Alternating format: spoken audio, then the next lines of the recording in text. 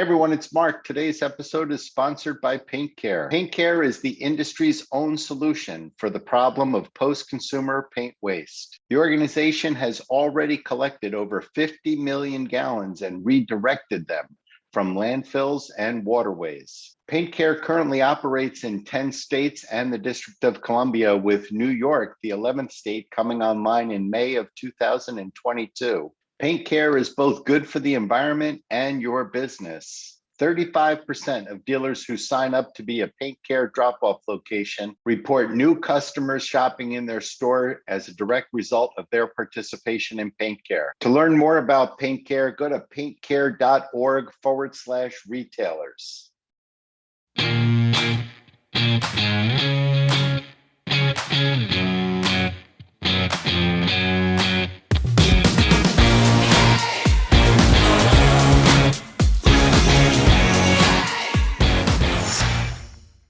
Hey, everybody, thanks for joining me today. With me today on my podcast is the president of True Value Manufacturing and General Paint, which is owned by True Value, and that's John Vanderpool. John is a terrific dude. He's been in the paint industry all of his career, 7 years as the president of True Value, but before that, he spent about 30 years working for Benjamin Moore, both running their company-owned stores in Chicago when they did own them back in the day as part of the Indecor group, that's now the group of J.C. Licht stores in Chicagoland, as well as managing their national accounts efforts for a number of years. And so John now is the president of True Value and General Paint. And it's interesting because True Value and General are one of the least known of the major brands in our channel, right? And everybody obviously knows who Benjamin Moore is and PPG. And despite their small size, because they're owned by Sherwin-Williams, everybody knows the Pratt and Lambert and some of the other brands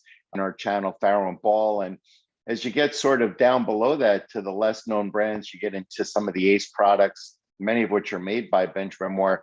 And you get into some of these other manufacturers that are in the space with us, but generally speaking are unknown for one reason or another. And General and True Value is one of those manufacturers. I don't know their size and we don't get into it, but with 4,500 stores, they must be doing somewhere in the several hundred millions of dollars worth of paint sales alone. And I've actually been to their manufacturing facility before. I'd done probably a decade or perhaps more ago, I had done a consulting job for a company that was having True Value do some manufacturing for them. And so I've been to their facility in Cary, Illinois, and it is a really impressive facility. We talk about that a little bit, John and I do in our episode. They're one of the few, he claims the only manufacturer in the United States that manufactures coatings, that's oil-based and latex coatings, in a facility that also manufactures brushes, rollers, and other paint applicators. So they're a really cool operation. I had actually reached out to John. Like a lot of these podcasts, they start with a message on LinkedIn. I see something in their profile or something in a post that they put up, which strikes me as interesting. And that's what happened here with John.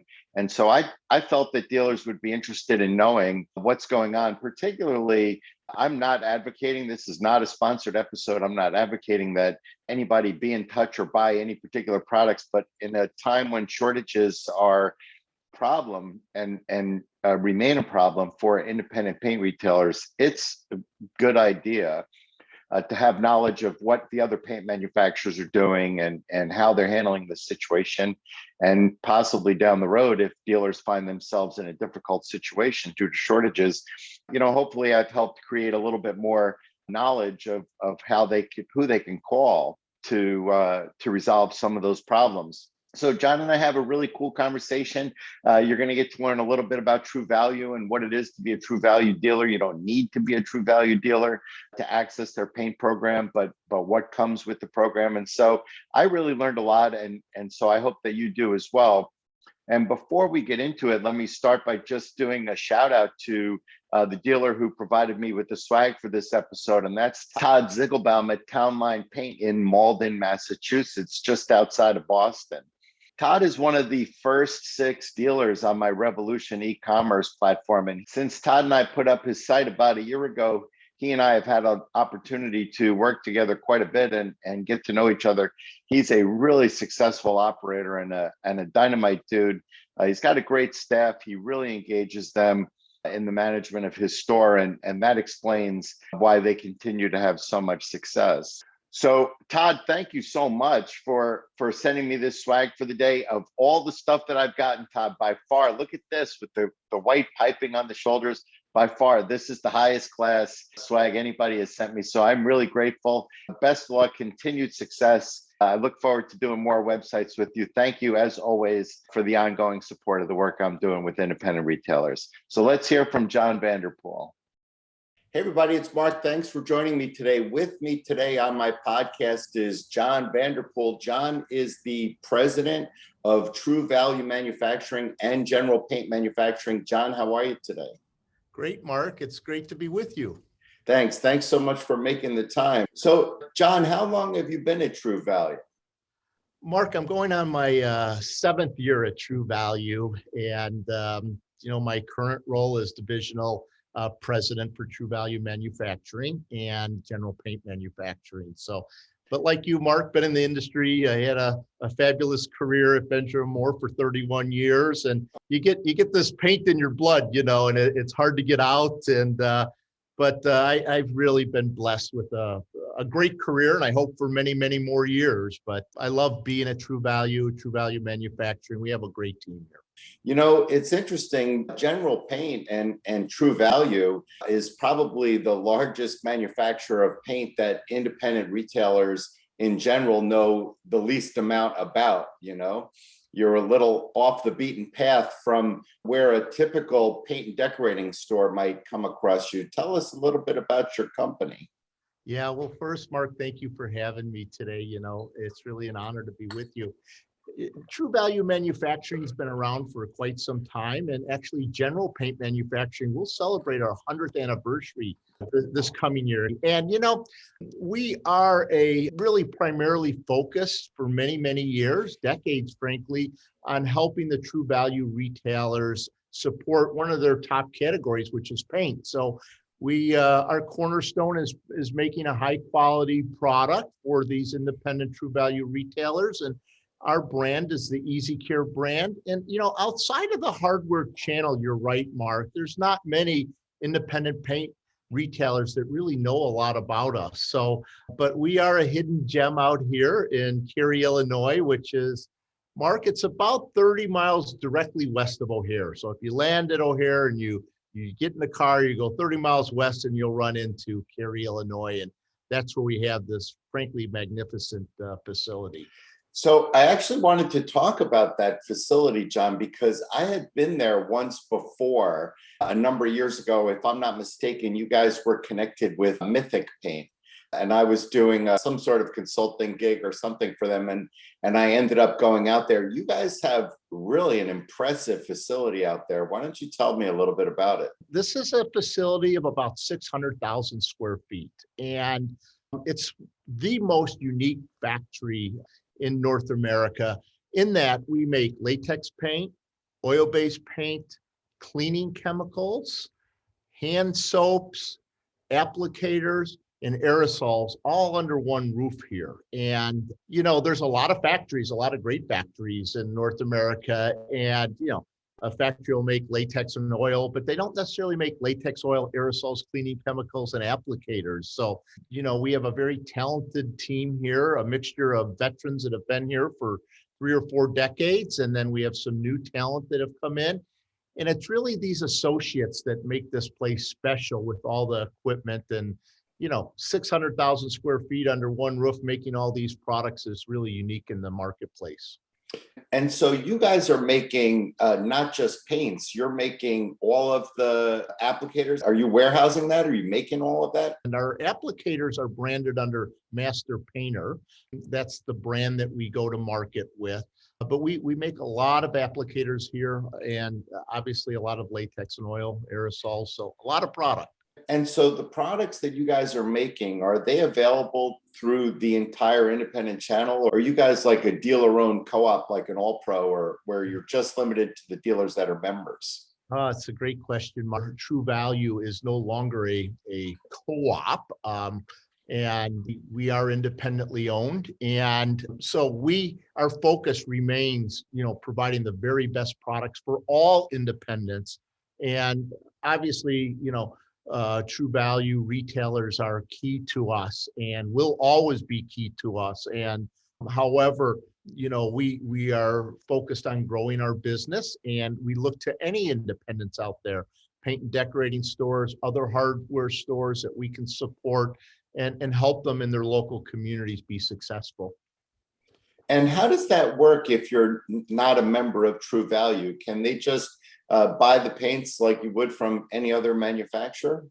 Yes, absolutely. And I think, Mark, we were very fortunate to be brought into the All Pro group. In fact, it was October was our first All Pro meeting as a vendor there in Yep. terms of bringing the best paint and decorating retailers together as one organization. So getting in front of those, we felt a lot of enthusiasm for our products, and we've been very fortunate to take advantage of those relationships, and we're selling a lot of product. But frankly, any independent retailer can reach out to us, and we are more than happy to talk to them about ways we can support their business. The True Value membership, as separate from the paint purchasing, how does that work for a retailer?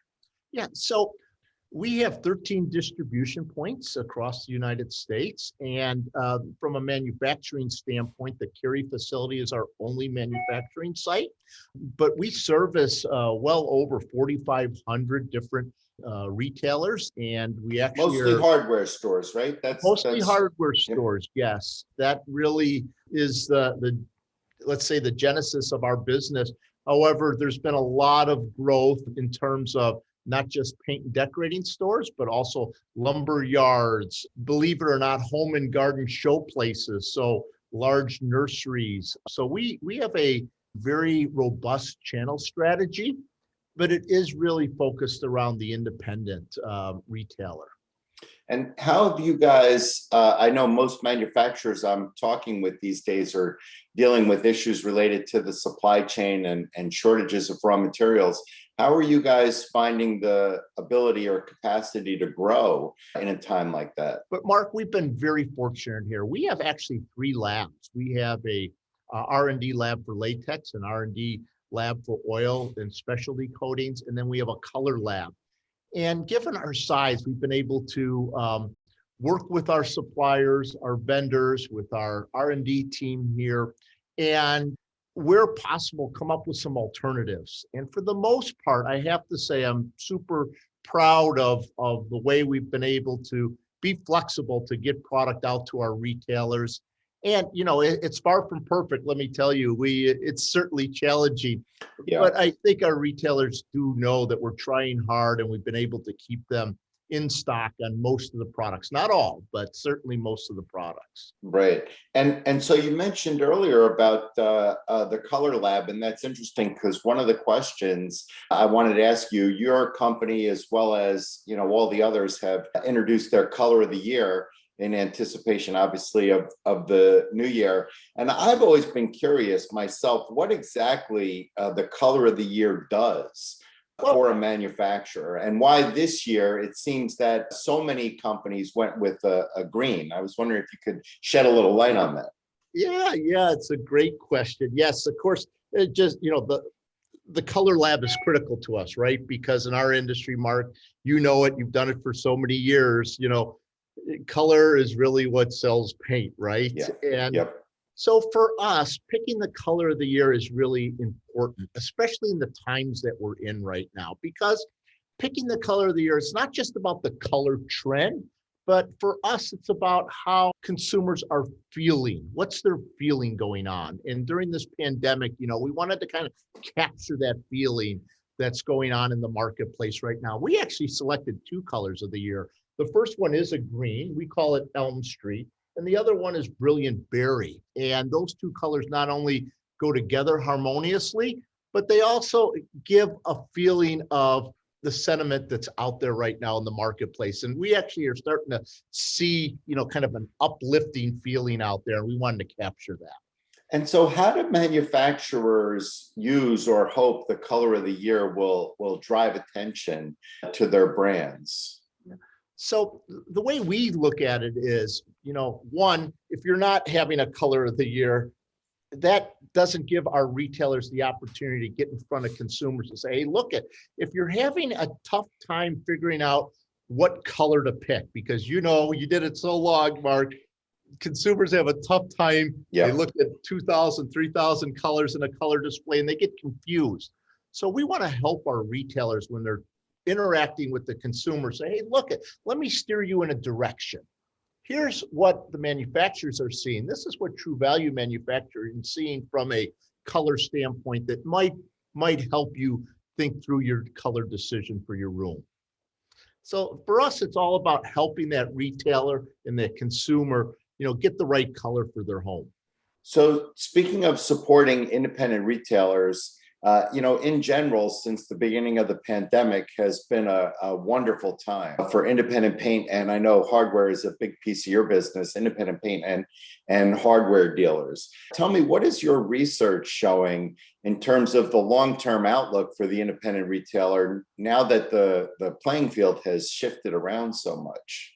I've shared this with a lot of our colleagues here, Mark, and you and I actually had talked a little bit about it too. I think the whole industry's changed. The pandemic has changed the industry forever. And what I mean by that is, we see this new generation that has had this opportunity of buying their first home because of low interest rates. They're taking pride in their home. So they want to decorate it. And of course, decorating a home, starting with paint, is an easy way of making that home feel like your home. So that the new generation, my son just bought a house about 3 or 4 months ago, and I know he's decorating it and making it his home. Now, along with that, because of the pandemic, everyone was at home for such a long time, and nothing better, than putting a fresh coat of paint on your walls and uplifting that spirit.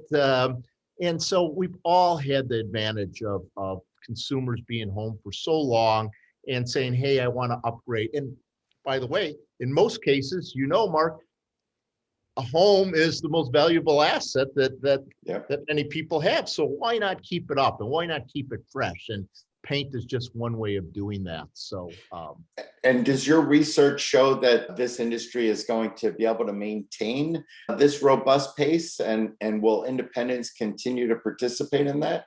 Oh, for sure. The independents, the future is so bright for the independents right now because consumers are looking to their experts in their local communities to help them, with a hardware selection, a tool that they need, and paint that they need. So we see this going on. I can't say for how long, but the future is very, very bright. And we're not going to see the growth that we all experienced last year, but what we are going to see is steady growth. And, the more this younger generation gets home ownership and experiments with changing the look and the feel of their place to make it that's going to go on. I don't know the stats in terms of what the spending power is of the new generation compared to Mark, our generation. But what I'm hearing is it's substantial compared to even our generation.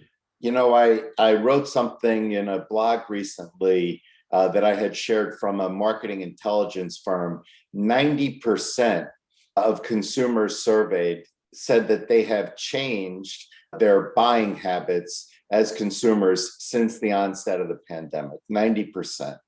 And at first, you think, well, that's a big number, but if everybody's changing, how does that benefit independent retailers? But the way I look at it, John, is independent retailers are, 20, 25, 30% of the market, depending on where you are in the United States. But for sure, no matter what, they're the smaller piece compared to company-owned stores and big box stores. And so if all of a sudden you throw everything up in the air and 90% of the consumers are changing their behavior, that's an advantage for the guy who was smallest coming into that experience, right? Because everybody else has got more at risk than you do. Yeah. And so I feel like this is a tremendous opportunity for independent retailers.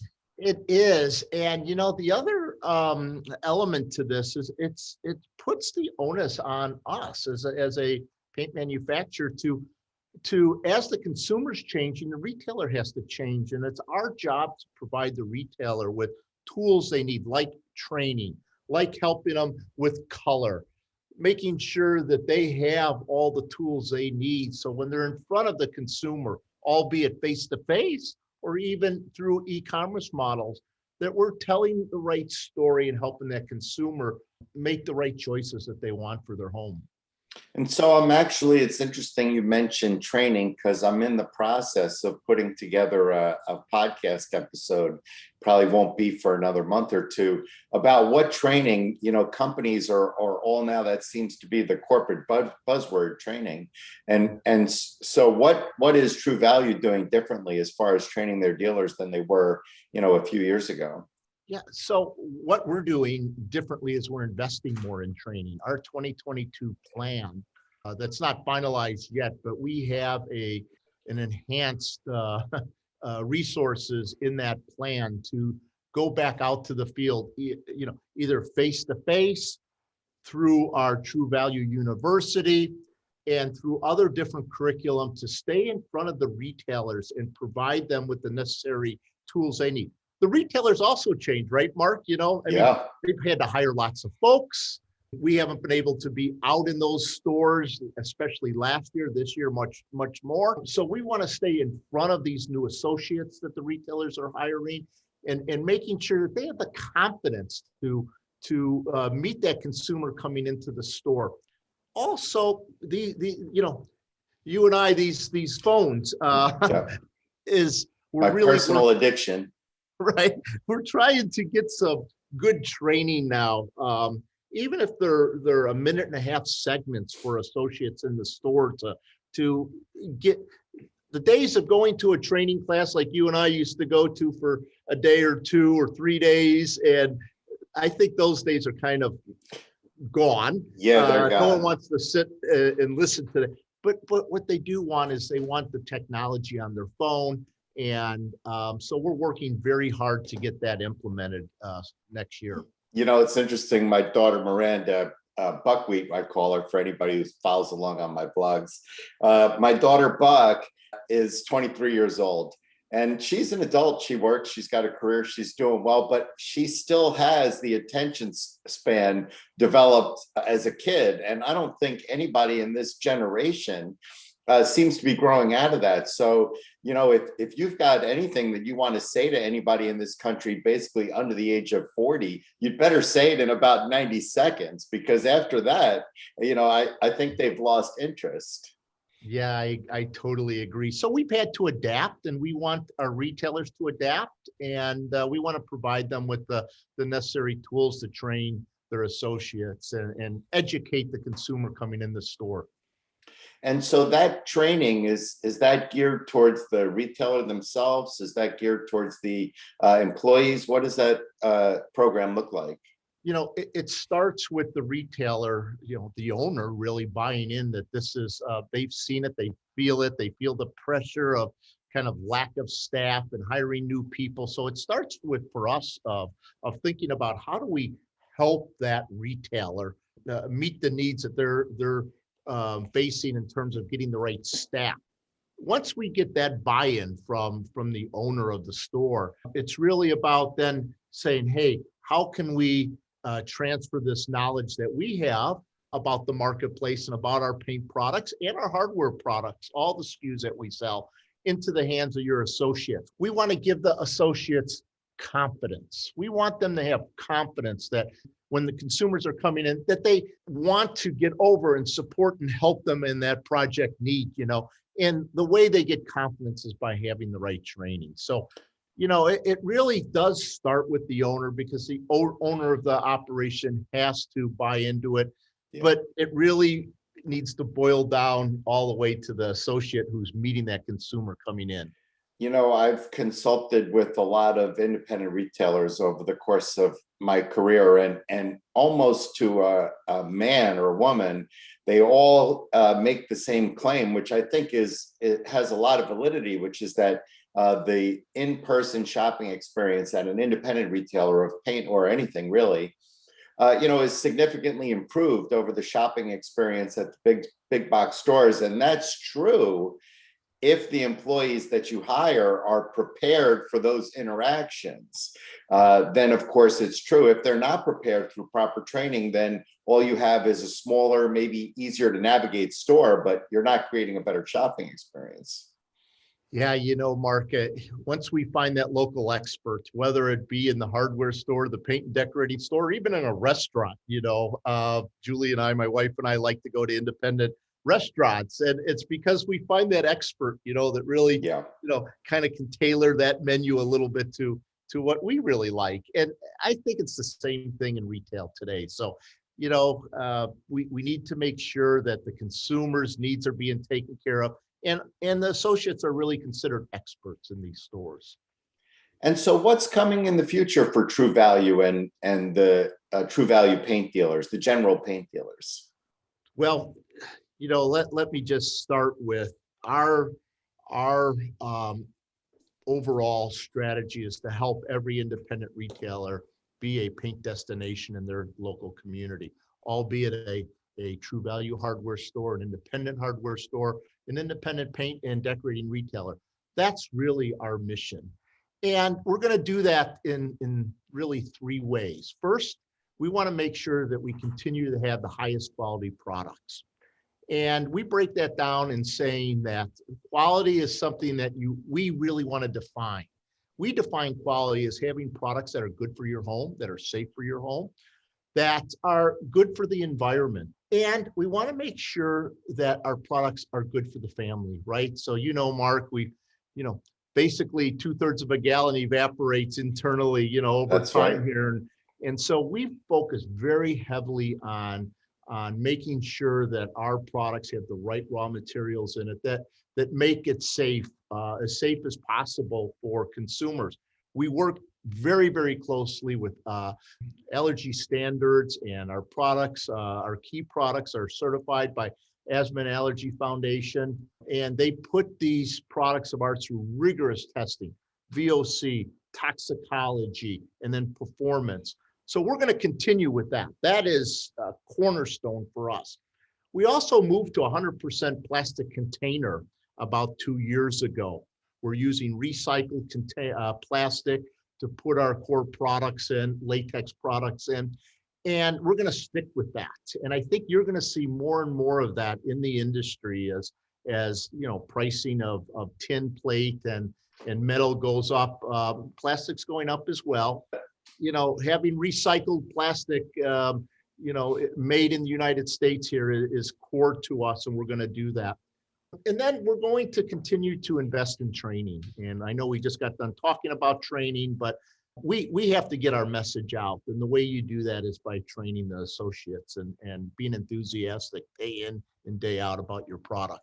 One of the things that I like to share with dealers is there's more than one way to add sort of usable man hours to the schedule, right? The easy way to think of is, I have to add a person. If I hire a man or a woman, I have 40 more hours available to me at my counter. And of course, it's hard to argue with that, right? But in a time of extreme labor shortages where hiring is very difficult and now costly, if you can train your employees how to do things a little faster, how to understand your sales process a little better so that it can be just as positive of an experience for the customer, but take 10% less time. If you can do stuff like that, you're adding man hours to your schedule.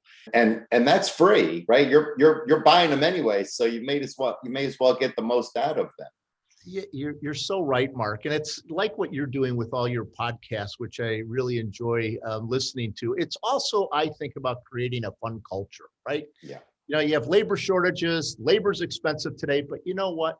If you have the desire to have a positive culture in your store, in this facility here, there's no question about it. Employees are going to think twice about leaving. They don't want to risk that feeling of going home. Like, I made a difference today.